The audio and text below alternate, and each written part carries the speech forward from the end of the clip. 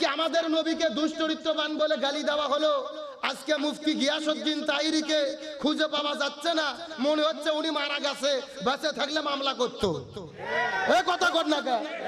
শায়েখ আহমদুল্লাহ হুজুর একটু বক্তব্য দিল, উনি প্রতিদিন লাইভ এসে বলে শায়েখ আহমদুল্লাহর বিরুদ্ধে মামলা হবে।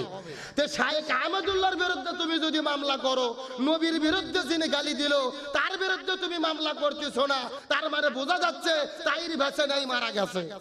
আসসালামু আলাইকুম ইসলাম দরদি ভাই ও বোনেরা, দেশ এবং দেশের বাইরে থেকে যারা আমার এই ghost SAR Islamic YouTube channel দেখছেন তাদেরকে জানাই আমার আন্তরিক প্রীতি ও শুভেচ্ছা, ভালোবাসা ও সালাম। তো আজকে যে হুজুরকে নিয়ে এসেছি সে হুজুর হচ্ছে গোলাম রাব্বানী হুজুর। গোলাম রাব্বানী হুজুর সত্যি এমন একজন হুজুর যা যুক্তিবাদী এবং সমাজের যে সমস্ত কর্মকলাপগুলো ঘটে তা বাস্তবের, তা আমাদের মিল খেয়ে যায়। সেই সমস্ত সামাজিক যে জিনিসগুলো বেশি নোংরা, মানে আমাদের সমাজকে যে জিনিসগুলো বেশি প্রচারিত এবং আমাদের সমাজকে যে সমস্ত জিনিস আমাদের সমাজকে মানে কলুষিত করছে বা আমাদের সমাজকে ধ্বংসের দিকে নিয়ে যাচ্ছে যে সমস্ত জিনিস, সেই সমস্ত জিনিসগুলোকে কিন্তু গোলাম রাব্বানী হুজুর তুলে ধরেন এবং তিনার বক্তব্য এত সুন্দর, মানে যা বলা যায় না। তো চলুন আমরা গোলাম রাব্বানী হুজুরের মুখ থেকে তার সুন্দর বয়ান শুনবো। আজকে আমাদের নবীকে দুশ্চরিত্রবান বলে গালি দেওয়া হলো। আজকে মুফতি গিয়াসউদ্দিন তাহিরিকে খুঁজে পাওয়া যাচ্ছে না, মনে হচ্ছে উনি মারা গেছে, বেঁচে থাকলে মামলা করতো। এ কথা কর না কে? শায়েখ আহমদুল্লাহ হুজুর একটু বক্তব্য দিল, উনি প্রতিদিন লাইভ এসে বলে শায়েখ আহমদুল্লাহর বিরুদ্ধে মামলা হবে। তো শায়েখ আহমদুল্লাহর বিরুদ্ধে তুমি যদি মামলা করো, নবীর বিরুদ্ধে যিনি গালি দিল তার বিরুদ্ধে তুমি মামলা করতেছো না, তার মানে বোঝা যাচ্ছে তাহিরি বেঁচে নাই, মারা গেছে। এরা আবার নিজেদেরকে দাবি করে আশেকে রাসূল, আরে আসলে এরা আশেকে রাসূল না, এরা হলো আশেকে খিচুড়ি। কথা কর না কে? এরা আশেকে হালুয়া রুটি। এরা শুধু মুখে মুখে নবীর আশেকে রাসূল দাবি করে, কিন্তু নবীর বিরুদ্ধে যারা কথা বলে এদের প্রতিবাদ করার জন্য একদিন রাজপথে তাদেরকে স্লোগান দিতে দেখা যায় না। বাংলাদেশের আরেকজন ব্যারিস্টার সুমন যে কোনো ব্যাপারে তিনি সামনে দাঁড়ায়, মিডিয়ায় ব্রিফিং করে মামলা করে। আজকে নবীর বিরুদ্ধে কথা হলো, ব্যারিস্টার সুমনও মামলা করে না, তাহিরিও মামলা করে না, তার মানে বোঝা গেল যেখানে বিপদ নাই এরা সেখানে মামলা করে। আর যারা নাটের গুরু এদের সঙ্গে আপোষ করে এরা বসবাস করে, এরাই হলো মুনাফিকের গোষ্ঠী।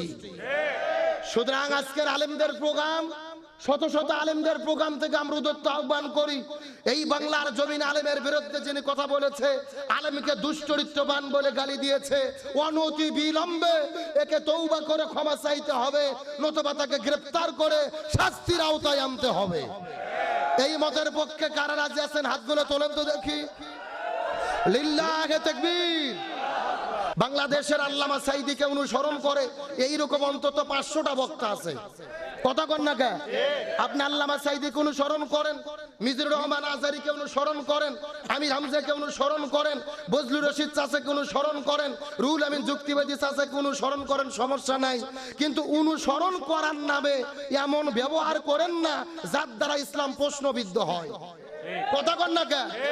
আমরা গত 1 মাস হলে একটা বক্তা দেখতেছি কফিউর রহমান আজহারী ওরফে মেসেজ ড্রপ বক্তা। কথা কন না কে? ও সারাদিন শুধু মেসেজ ড্রপ করে। কি ড্রপ করে? মানে তুফান সিনেমাতে কি হলো, একেবারে ঘরের মধ্যে বসে থেকে, কোনো সামনে লোক নাই, একা একা ক্যামেরা লাগিয়ে তুফান সিনেমার বক্তব্য, KGF সিনেমার বক্তব্য।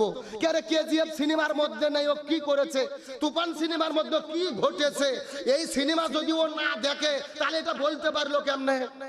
কথা কর না কে? তার মানে বোঝা গেল ও এগুলো বলার আগে ওই সিনেমাগুলো দেখে। কথা কর না কে? আমার তো মনে বলে একে সামনে পাইলে কান ছাড়া থাপড়াইয়া সোজা করে দেওয়া দরকার।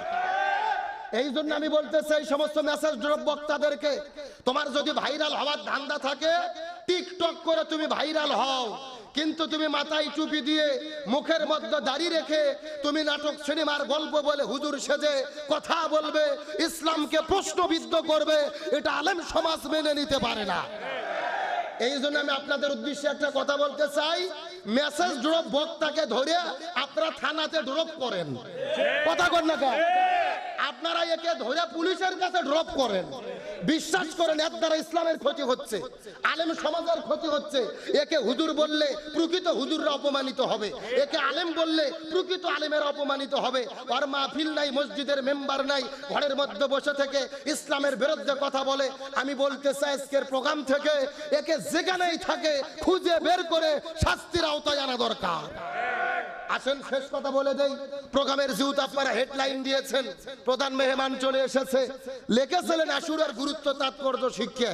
আমার মনে হয় ওই সাবজেক্ট আপনারা কেউ যেতে পারেননি। আমরা আশুরা বলতে যেই বিষয়টা বুঝি, আশুরা মানেই বুঝি আমরা কারবালা।